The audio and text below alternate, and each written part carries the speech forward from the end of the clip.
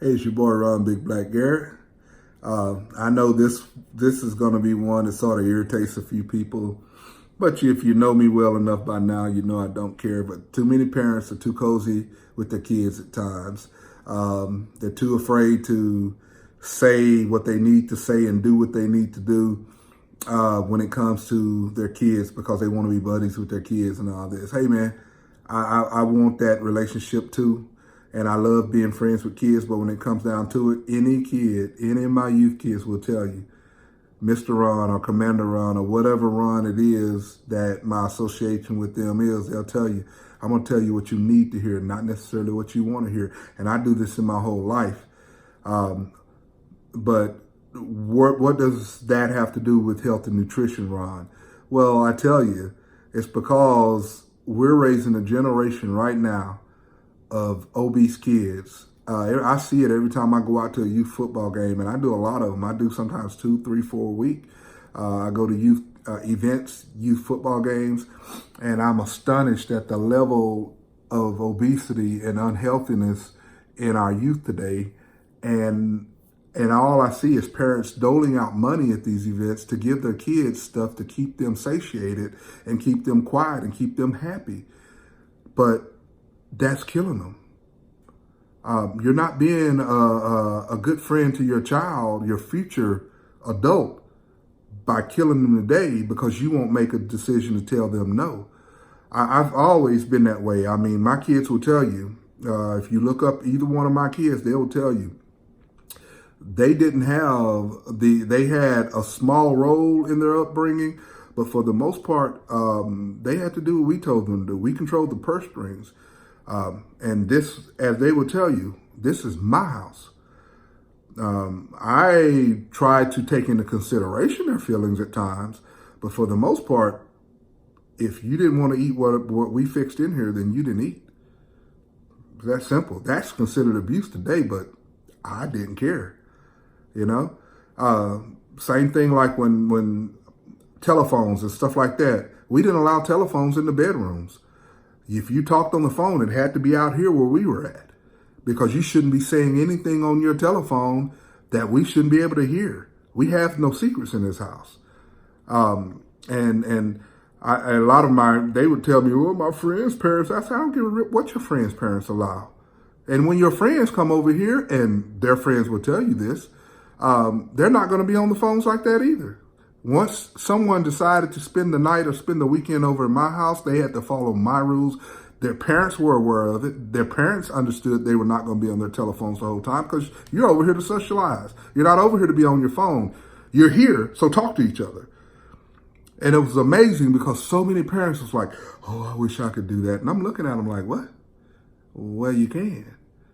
You're just more afraid of not being your kids' friends than you are being a parent. And that's not to knock anyone, but it's just the truth. And those parents would tell you that I said that to them because I just don't really worry about what people think about what I got to say. I tell people this is the way it's going to be, and then that's just the way it is. And if you don't like it, there's the door, hit it. And if you don't like me, I sleep well at night. But we as parents cannot be so tied into being friends with our kids that, especially in the nutrition area, that we don't do what's best for them.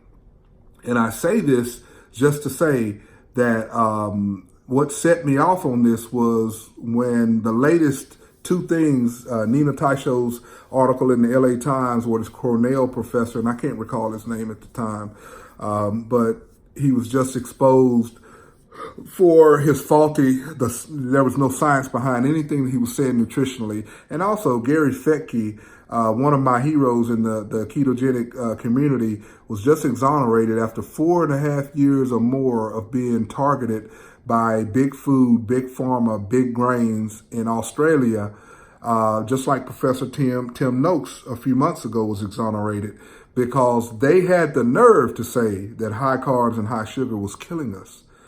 And the faulty science behind it said it's okay to eat that crap, was okay. They had the nerve to say and tell people, hey, eat lower carbs, eat less sugar, and it'll help you live longer. Well, that science is being proven to be true now. And so what I'm saying, parents, is it's time for us to stop allowing our kids to die because we're afraid to take action. You know, if you are purchasing the food in that house, it's harder once your kids get older and they start getting their own cars and stuff like that. But you don't have to feed into this stuff.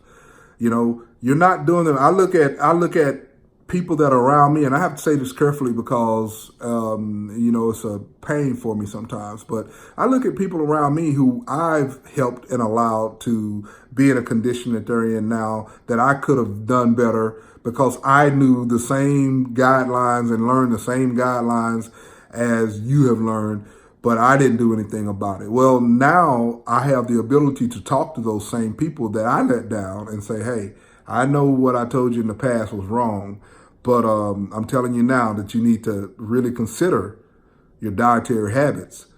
And now that they're older, I can't really do much about it, but I can at least let them know that I was wrong and then be there for them if they decide to change and need help changing. So having said all that, that's where I'm at today. I know I rambled a little bit, but I was a little hot when I got on here because I'm just tired of seeing kids die. I'm tired of seeing kids suffer from diseases that used to be reserved for 50 years and older, metabolic diseases, because as your body get older, you're going to have a metabolic slowdown.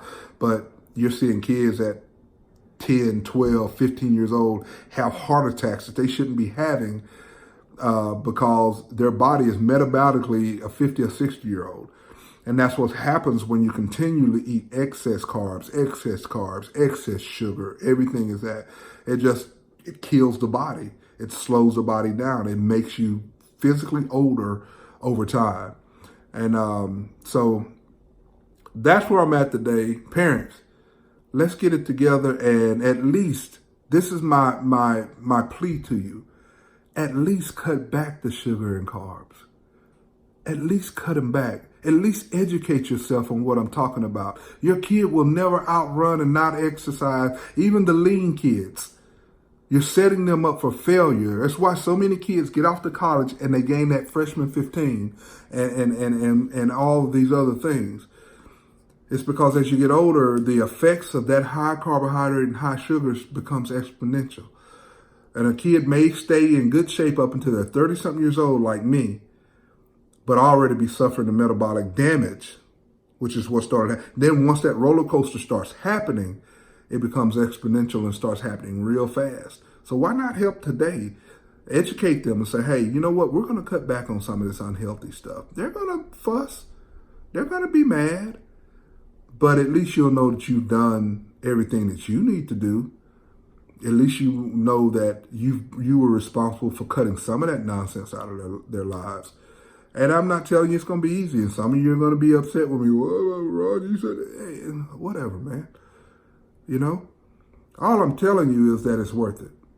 I'm telling you that you can't always be your kids' friends, especially when it comes to nutrition and health. You know, make them get up off the couch. Tell them that, hey, we're going to go and walk around the block. You be the leader of the household. Let's go walk around a block for an hour as a family. Oh, I don't want to. Okay, well, you're going. If you don't go, then okay, at the very least, you're not playing on that video game.